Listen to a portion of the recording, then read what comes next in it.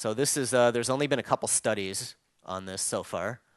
This is a paper that looked at, it compared the economic value of hunting with wildlife watching in the region.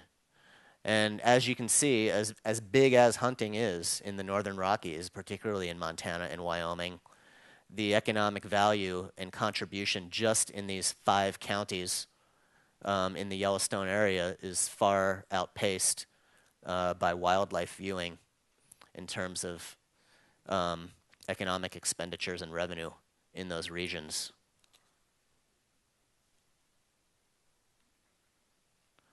And then another study that was recently done by an economist who is at the university where I live in Missoula, University of Montana.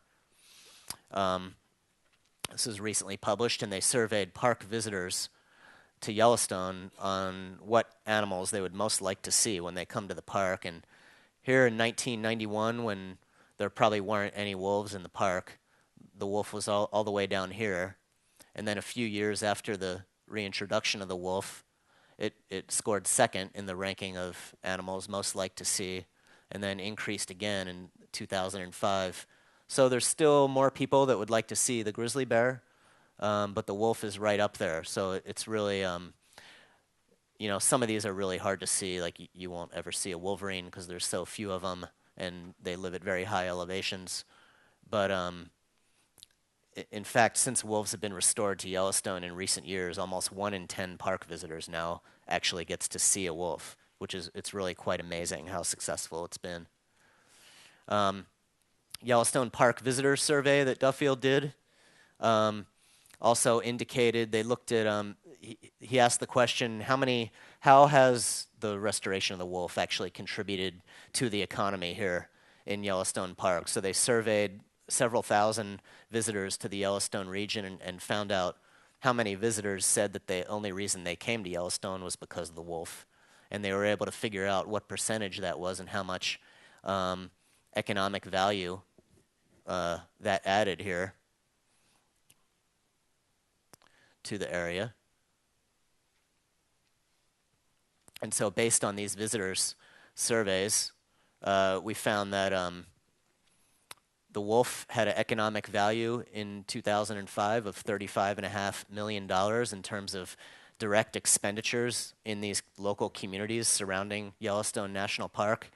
But in fact, when they looked at the indirect economic effects from all that money being spent in terms of, you know, if somebody buys a hotel room, then the hotel person has more money and he goes out to eat with his family at a local restaurant.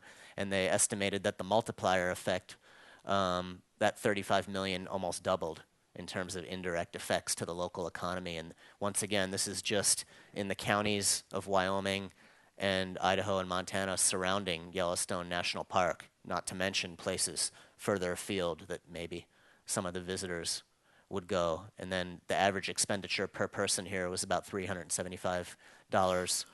And what challenges do you have just ahead?